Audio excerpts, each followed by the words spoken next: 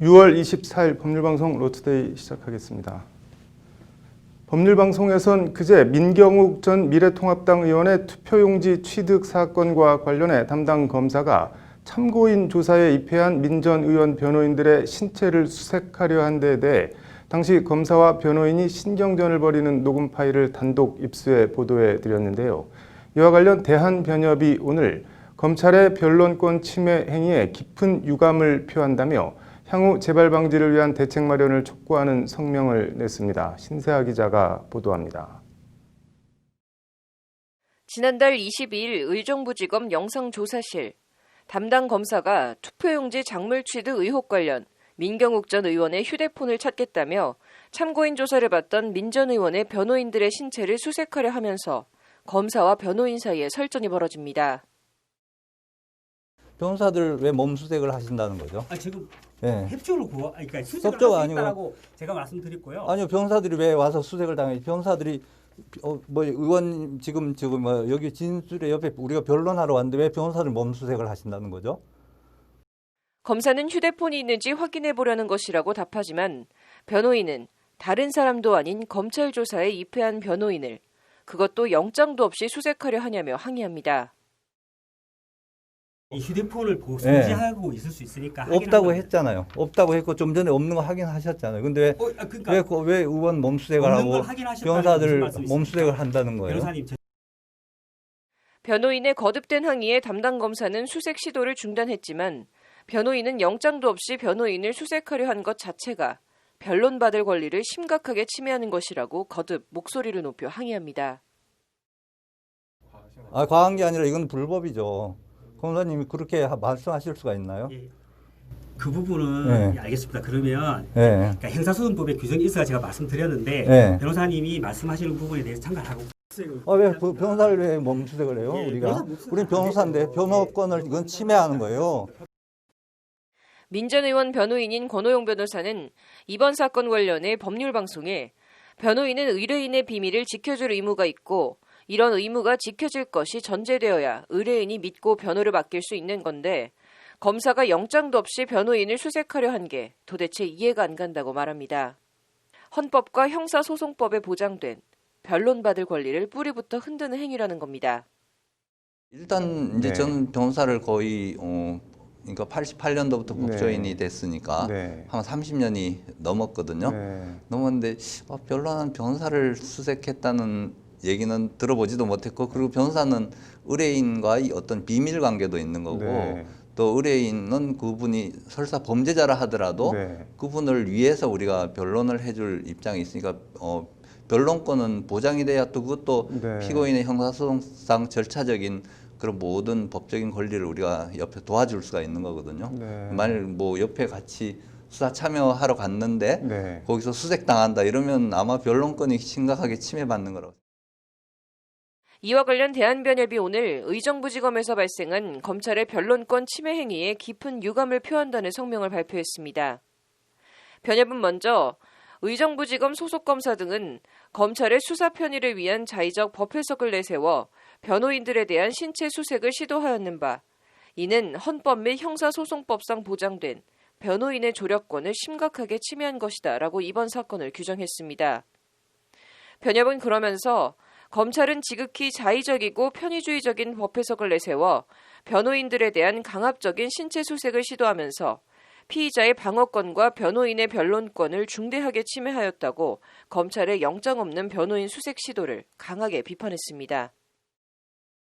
저희 변협 입장은 수색 영장, 압수수색 영장의 그 대상으로 기재되지 않은 변호인들 신체에 대해서 수색하는 것은 위법하고 변호인 특히 이제 형사소송법상 보장된 변호인의 조력권을 심각하게 침해한 것이다.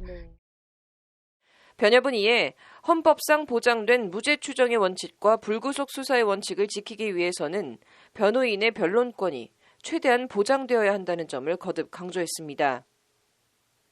변호인의 변론권은 진보와 보수라는 이념과 무관하게 국민의 기본권을 보장하기 위한 헌법상의 권리로서 이를 침해하는 행위는 헌법의 근간을 흔드는 것일 뿐만 아니라 법치주의를 심각하게 위협하는 것이다라는 게 변협의 인식입니다. 변협은 이에 따라 국민 인권과 변론권 보장을 위해 검찰이 이번 사건의 경위와 진상을 철저히 조사해 위법 행위자를 엄중 징계 조치할 것을 촉구했습니다. 변협은 또 향후 유사한 사례가 재발하지 않도록 근본적인 대책을 마련해 줄 것도 검찰에 강력히 요청했습니다. 다시는 이런 일이 벌어지면 안 될 것이고요. 그래서 향후에 어쨌든 이에 대해서 다시 이런 일이 벌어지면 변협 입장에서는 항의 방문을 한다던가 그러니까 면담 요청을 해서 재발 방지를 요청을 하려고 하고 있습니다.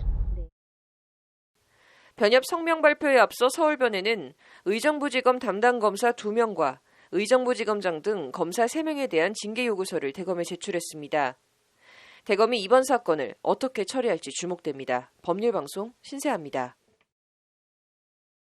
011, 017 사용자들이 SK텔레콤의 2G 서비스 종료를 앞두고 011, 017 번호를 지키겠다고 SK텔레콤을 상대로 제기한 민사소송 항소심에서도 패소했습니다. 이 소식은 장한지 기자가 전해드립니다. 법조계에 따르면 서울고등법원 민사 34부는 오늘 010 통합반대 운동본부 소속 회원 633명이 SK텔레콤을 상대로 제기한 이동전화 번호 이동 청구 소송 항소심에서 원고 항소를 기각했습니다. 010 통합반대 운동본부의 2G 이용자들은 앞서 지난해 5월 011이나 016처럼 이른바 01X국번을 그대로 유지하겠다며 서울중앙지법에 소를 제기했지만 같은 해 10월 패소했습니다. 2G 이용자들은 01X번호 그대로 3G 이상 서비스로 변경할 수 있게 해달라고 법원에 요구했지만 재판부는 이동전화번호는 유한한 국가자원이고 정부의 번호 이동 정책에 대한 재량권이 인정되기 때문에 원고의 구체적 권리가 도출되지 않는다고 판단했습니다. 이용자들이 011 등 기존 번호를 사용하지 못하는 것은 전기통신사업법에 따라 시행되고 있는 010 번호 통합 정책에 따른 결과이지 SKT의 2G 서비스 폐지로 인한 것이 아니라는 판단으로 해석됩니다. SK텔레콤은 다음 달 6일부터 26일까지 2G 서비스를 순차적으로 종료할 예정입니다. 기존에 쓰던 01X 번호 유지를 희망하는 가입자는 내년 6월까지 번호를 유지할 수 있습니다. 법률방송 장한지입니다.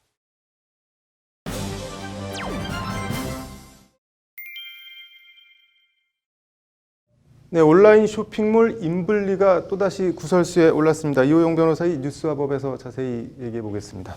변호사님. 네. 인블리 이번에 또 뭐가 논란인 건가요?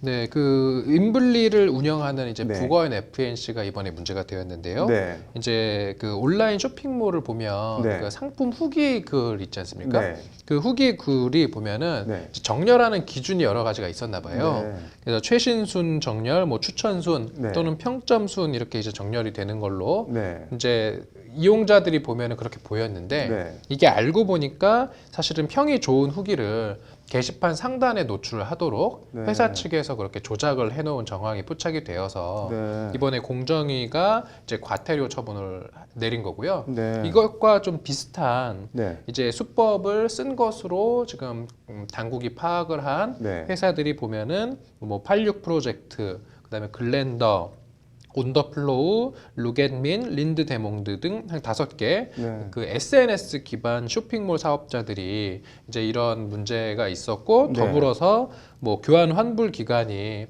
이제 법에 정해져 있는 기간보다 줄여서 공지가 돼 있다든지 네. 그다음에 마찬가지로 뭐 불만이 담긴 후기는 아래로 내린다든지 네. 이런 식으로 해서 소비자들을 속였다. 네. 이러한 지금 문제가 이번에 불거진 것입니다. 네. 이게 뭐 소비자를 속였다고 하는데 이게 법적으로도 문제가 되는 건가요?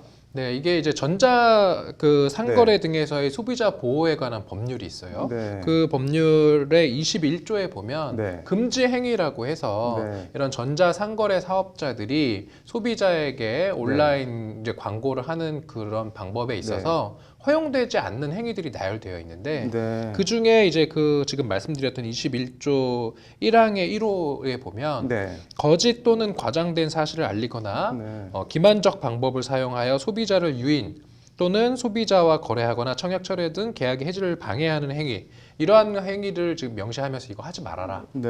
이렇게 되어 있는데 이 조항에 위반된다라고 이번에 공정위가 본 것입니다. 네. 이거 말고도 뭐 다른 문제가 더 있나요? 먼저 지금 이렇게 네. 요거 말고 네. 또 리뷰에 지금 이 과태료 처분을 내린 거는 뭐냐면은 네. 리뷰의 순서를 조작한 건데 네. 리뷰 자체가 아예 알바를 통해서 이미 그 작성된 것이다라는 좀 의혹도 있는 것 같아요. 네. 그래서 이게 만약에 사실이라고 한다면은 이거는 형사처벌이 되는 사안이거든요. 이제 형법상 이제 업무방해죄가 될 수 있고 네. 특히 지금 이렇게 전자상거래와 관련해서 네. 인터넷 공간에다가 허위의 정보를 이제 입력을 해서 업무 네. 방해를 하는 경우는 컴퓨터 등 장애 업무 방해죄가 또 되기도 하거든요. 네. 이제 이런 경우는 이제 5년 이하의 징역 또는 1,500만 원 이하의 벌금에 처해질 수 있는 그런 행위여서 네. 이렇게 리뷰를 아예 조작을 해버렸다. 네. 이거는 또 다른 문제다. 이렇게 정리할 수 있을 것 같습니다. 이거는 앞으로 밝혀져야 되는 거죠, 그러면은. 그렇죠. 그래서 아무래도 네. 이 부분에 지금 공정위가 지금 과태료 네. 처분한 것과 별도로 네. 아마 조사가 이루어질 것으로 보입니다. 뭐 다른 게 더 문제가 있나요, 여기? 이제 리뷰를 만약에 조작을 네. 한 것은 지금 공정위가 한 네. 것은 이제 과태료 처분이니까 네. 이건 행정 처분에 불과한 건데 네. 지금 말씀드렸던 것처럼 리뷰를 조작하는 것은 네. 형법상 업무방해 또는 컴퓨터 등 장애 업무방해죄가 되어서 네. 이거는 처벌이 될 수 있는 부분이고 다시 말해서 재판을 받아야 되는 부분이어서 네. 이런 부분은 아마 당국에서 조사를 해서 네. 만약에 그런 혐의가 보인다라고 하면 고발 조치를 할 것으로 보입니다. 아까 모두의 교환 환불 뭐 시기를 뭐 더 짧게 고지를 했다? 뭐 그 얘기는 뭔가요? 이제 교환 환불 시기를 네. 이제 짧게 하는 것은 네. 보통 전자상거래법상 네. 그 물건을 받은 지 이제 일주일 이내에는 네. 교환과 환불을 신청할 수 있거든요.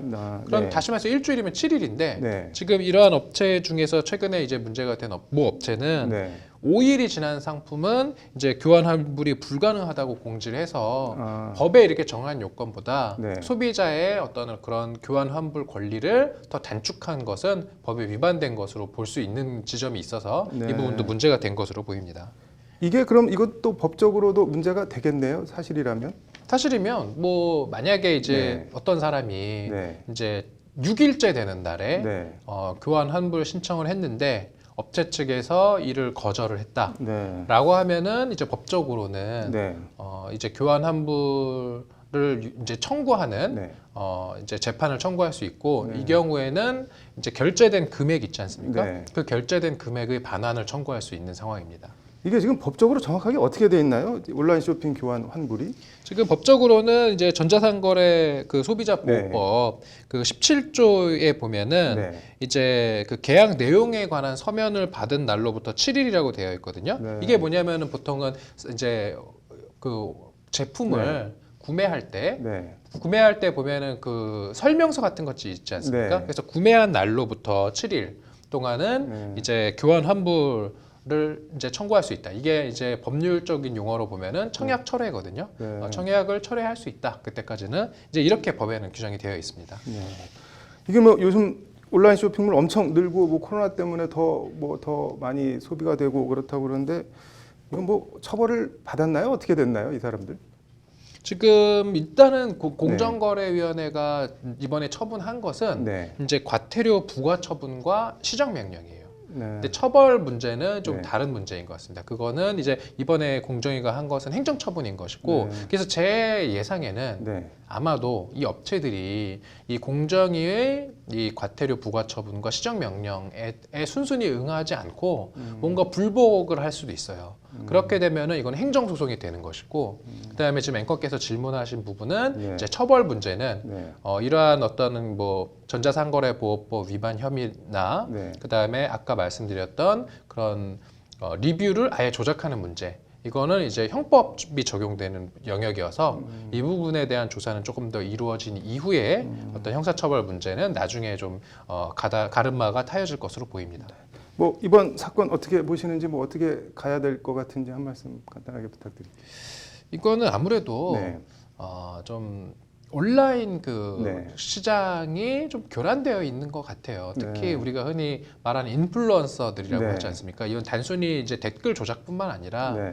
인플루언서들을 활용한 어떤 그러한 마케팅에 있어서 네. 어느 정도 좀 금도가 있어야 되고 그러한 것들이 사실은 지금은 어찌 보면 이제 협찬을 받는다고 하는 게 그런 협찬 같은 경우도 보면 협찬에 의한 어떤 리뷰라는 걸 알리고 사실은 그런 뭐 동영상이나 이런 걸 촬영해야 되는데 안 하고 그냥 마치 자기가 구입을 해서 써보니까 너무 좋은 것이다 라는 식으로 또 소비자들을 호도하는 경우가 있거든요. 이러한 경우에 대한 좀 단속도 좀 이루어져야 될 것으로 보입니다. 아무튼 소비자 속이는 사람들은 좀 처벌을 제대로 받았으면 좋겠네요. 오늘 잘 들었습니다. 네, 이어서 간추린 법조계 소식 전해드리겠습니다.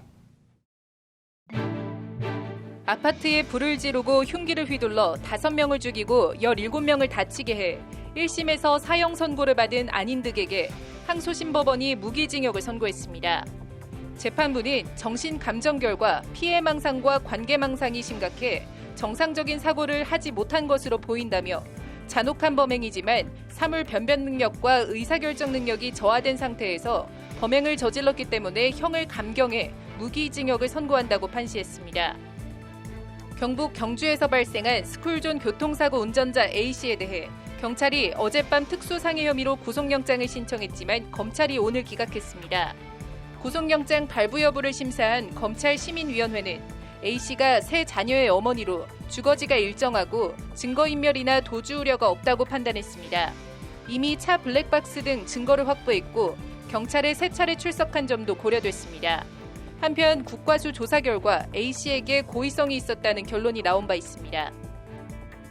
지난 4월 38명의 사망자를 낸 경기 이천 물류창고 공사 현장 화재 사고 책임자 8명이 구속됐습니다.